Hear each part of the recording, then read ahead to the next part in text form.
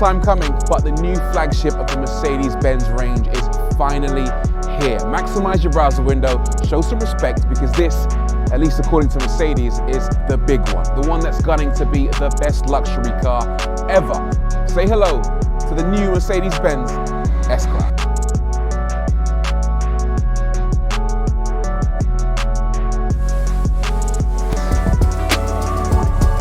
Historically, the S-Class has always been the most well-equipped, the most comfortable, the most technologically advanced, the very pinnacle of automotive technology. And this latest model aims to continue that trend. Although, just going by looks alone, you might not think it. There is a really big elephant in the room though, isn't there? And that is that the new S-Class kind of looks like an A-Class. And I get why they've done it, because they want to maintain a consistent image across their entire family of cars. But it's just not quite as stately or as regal as the previous generation S-Class. If anything, it kind of looks like a big CLS.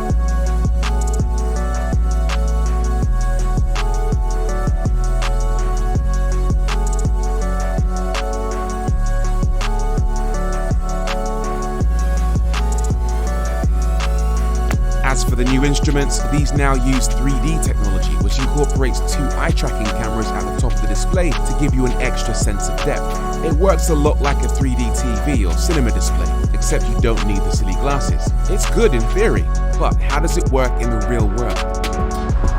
One of the S-Class's more unusual talents is its rear axle steering system. Depending on the version you go for, the rear wheels can turn almost 11 degrees in the opposite direction to the front wheels. Below 60 kilometers an hour, this has the effect of reducing the car's turning circle by almost 2 meters. Above 60, the rear wheels turn in the same direction as the front wheels to improve stability.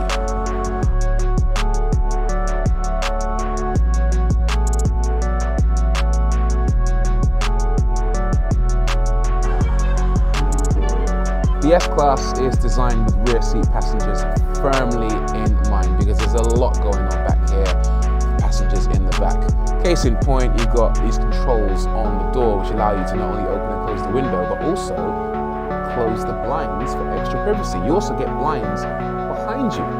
On top of that, you also get the really cool ambient lighting feature in the doors and just on the rear of the seat. So when you adjust the temperature, and you can do that on either side by the way, you get the colours flowing in a delicious way along the doors, just to let you know that your car's getting a little bit warmer in the back. How cool is that?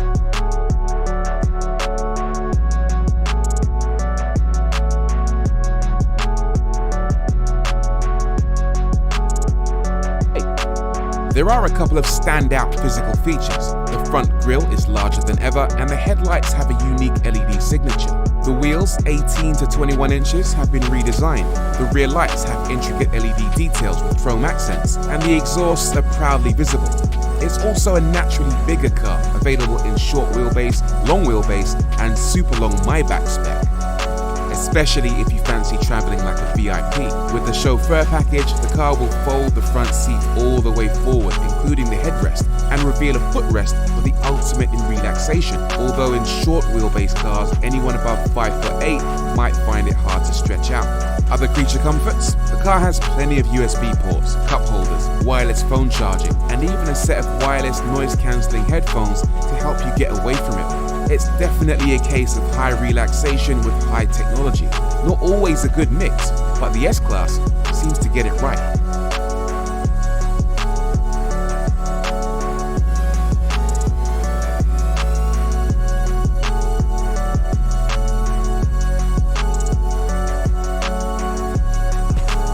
We're talking a little bit about how you actually interact with the car, because there's very few buttons in this thing.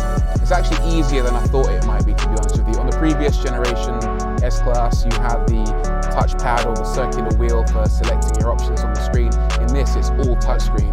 And actually, even though it initially feels a little bit complicated and a little bit overwhelming, once you're on the move, it's actually really easy to find the settings you want and to interact with the system. One of the cool things about it is the fact that it has haptic feedback on the screen. So if you push hard and select an option, it actually vibrates to confirm that you've actually pressed that option, which is a big improvement on some similar systems. The steering wheel, well, I was expecting that to be tricky to work out as well, because it's full of capacitive buttons yet again, but with time you do get used to it, and it's actually pretty simple to work out the different features. You've got all your controls for the digital instrument display on the top left spoke, and all your controls for the main screen on the top right spoke. You've got volume controls and phone controls on the bottom right spoke, and then all of your cruise control settings on the bottom left. And again, it's really simple to wrap your head around once you've spent a little bit of time with the car. Plus, the steering wheel itself looks amazing.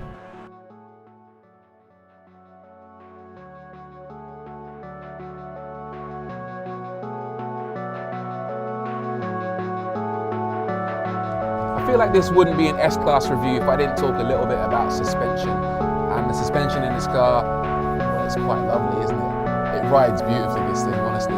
So in the previous generation, you had something called Magic Body Control. You might be familiar with it. But in this new generation system, they've replaced it with e-active body control.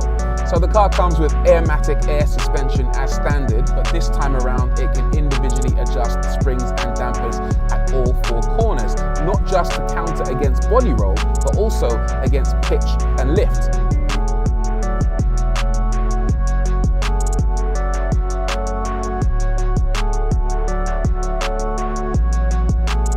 It uses cameras to scan the road ahead and adjust the dampers to smooth out the ride. As an option, it can even lean into bends in sport mode, like a motorbike, to improve cornering.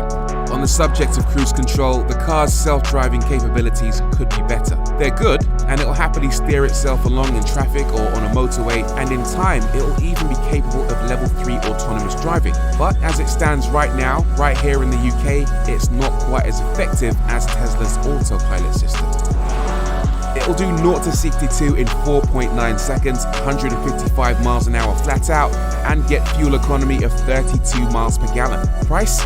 Basic models go for around 80k, while this S500 starts at around 100k. And on first impressions with this car, I'd have to say it's probably worth it. Is it the best luxury car the world has ever seen? I'd like to spend more time with it before I give it that accolade. But on the evidence of this drive, it's certainly the best S-Class the world has ever seen, and that in itself says everything you should need to know.